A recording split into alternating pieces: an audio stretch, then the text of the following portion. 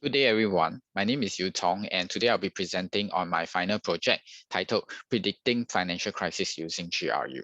As the title suggests, the project aims to train a GRU model, which is a form of recurrent neural network to predict the probability of a financial crisis.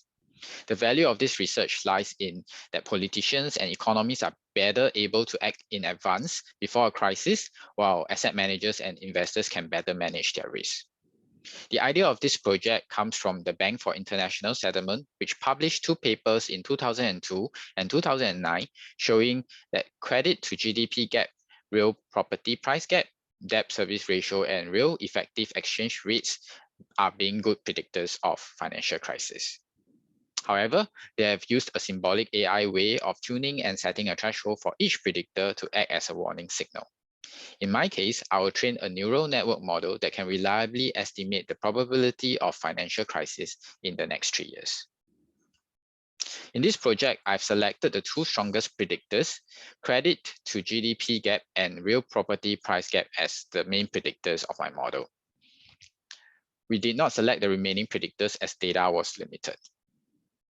In total, we have 4,648 data points across 42 countries, and the data was sourced from the BIS statistic warehouse.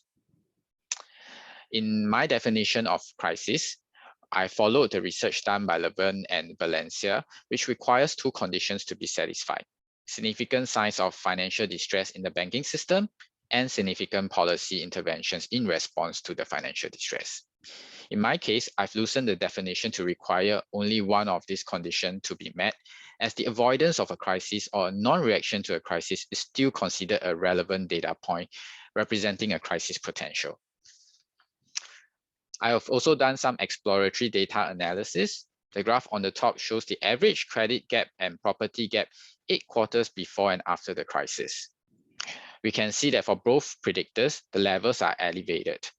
For credit gap, there seemed to be an increasing trend prior to crisis, and for property gap, there seemed to be a decreasing trend. This once again shows that the historical sequencing of predictors may have predictive powers, and therefore a GRU model may be relevant. On the table to the right, we compare the average of the standardized predictors in the 12 quarters before the crisis indicated by 1 and the remaining period indicated by 0. It is clear that in the pre-crisis period, standardized predictors are elevated, and this is once again shown in the histogram plotted at the bottom, which shows that pre-crisis predictors are skewed to the right. The diagram here depicts our data preparation. The onset of the crisis is represented by the red shaded box with a red label T. The periods prior to the onset of the crisis is defined as T-1, T-2, and T-3, and so on and so forth. Given that we are trying to predict a financial crisis within the next 12 quarters, the 12 quarters before the onset of the crisis is considered the period where a positive prediction is relevant. In this project, we have also defined the look-back window as a time step of 4 periods. As a result, from the diagram, you can see that the time step from T-17 to T-14 is given a response variable of a response label of 0 because the next time step T-13 does not fall into the pre-crisis period.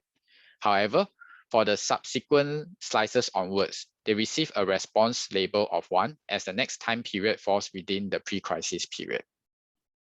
Given that the data set is highly imbalanced due to low frequency of the crisis, oversampling was done on a training data set. Finally, the 12 quarters from the start of the crisis are removed from the training data. This is because given that we are trying to predict crisis ahead of in a period of non-crisis, data points in the midst of a crisis are not relevant. I've set up a simple 2-layer stack GRU model for this project. The purpose of stacking the model is to extract higher levels of abstraction from lower levels activated outputs. In this model architecture, I tuned the hyperparameters for the add-on optimizers and have tried regularization techniques such as recurrent dropouts and L1, L2 regularizers. In assessing the model, we have used the F1 score instead of the accuracy score due to the imbalanced data set. The F1 computation is shown by this equation below, and it consists of a precision as well as a recall score. After tuning the various hyperparameters, I present to you a table here with the top 10 models based on the highest validation F1 score. And the project further investigated into the top 3 model. So these are the plots for the losses as well as the F1 score of the top 3 models. By looking through these 3 graphs, model 2 appears at the end of the day to have the most consistent and stable F1 scores, even though model 1 achieved the highest peak in F1 score, but it has a very volatile F1 score in the validation data. Therefore, we've decided to choose model 2 as the final model for this project. So besides tuning the hyperparameters, I've also tuned what we call the discrimination threshold, which is defined as a probability that a positive class is chosen over a negative class. This is normally set to 50% in the computation of the F1 score, but tuning it may help to improve the model results. So as you can see, after varying the threshold, we can actually achieve the highest F1 score at a threshold of about 70% probability. However, the 85% discriminant threshold is the most optimal. Although this seems like we are assigning more importance to suppress false positive and reduce the sensitivity to a potential financial crisis, in reality, this trade-off may be very worthwhile. This is because practically the model only needs to predict a crisis once in the period of 3 years before the crisis in order to create enough warning signal. Therefore, despite having a higher threshold, it is likely that during one of these quarters, the threshold may be breached. On the other hand, being able to reduce the number of false positives has practical benefits. Each false positive will cause economies and investors to take unnecessary active precaution in anticipation of a crisis over the next 3 years. This can result in wastage of resources as well as missed opportunities. The other reason for choosing this optimal threshold is because the F1 score remains very close to the F1 score generated at a 50% threshold, which means that we are giving up recall for precision without much impact to the overall F1 score.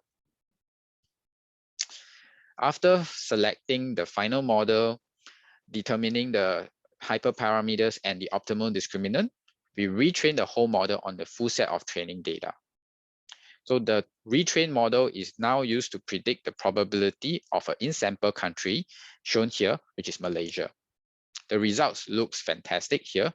This is because at the discriminant threshold of 85%, the model is able to correctly predict the Asian financial crisis.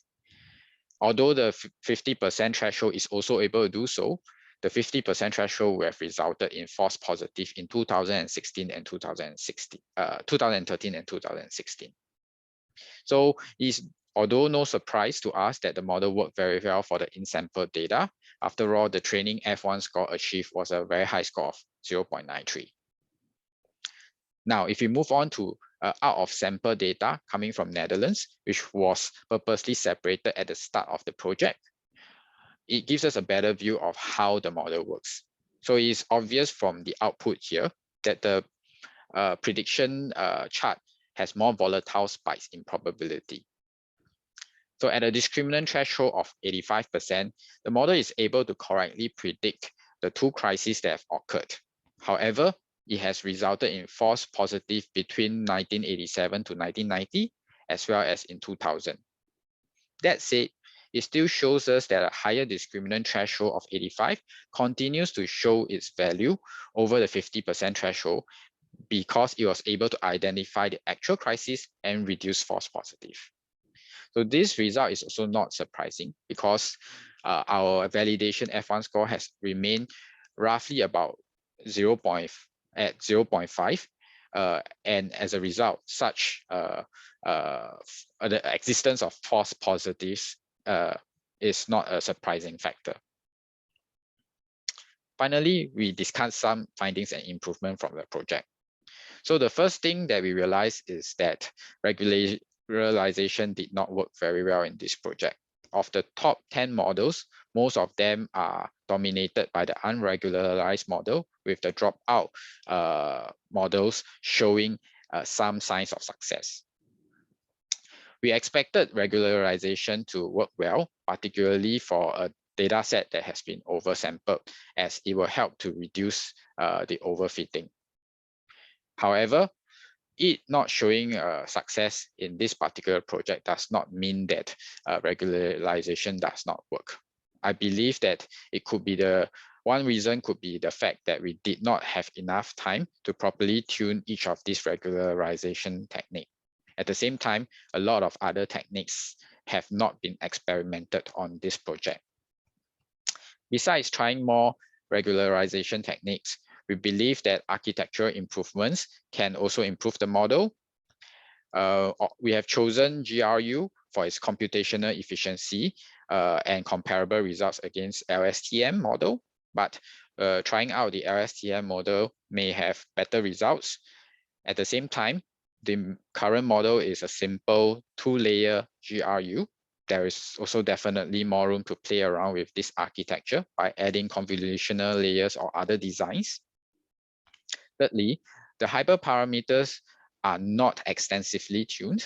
Although we have tuned a reasonable number of hyperparameters, if allowed more time, this process can be more detailed and potentially result in a better model.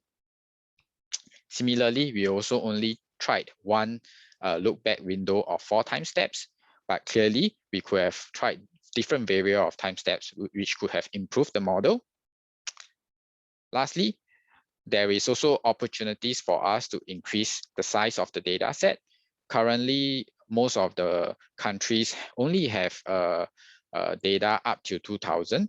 And if you're able to retrieve longer historical data, that may help to enhance the training of the model. Similarly, if you're able to reconstruct more of these suggested predictors from the research paper and add it into the model, this may also improve the predictive power of our model. Coming to the conclusion, our final model selected for this project have a F1 score of 0.518 with an imbalanced validation data set that contains 7.2% positive response. In a scenario without any information, the best F1 score that can be achieved by a model is 0.134. Therefore, our model, which has achieved a validation of F1 score of 0.518, which is significantly higher than 0.134, shows that the model do have predictive power. While we recognize that there are various methods to further improve the model, we believe that this final model have satisfactory predictive power.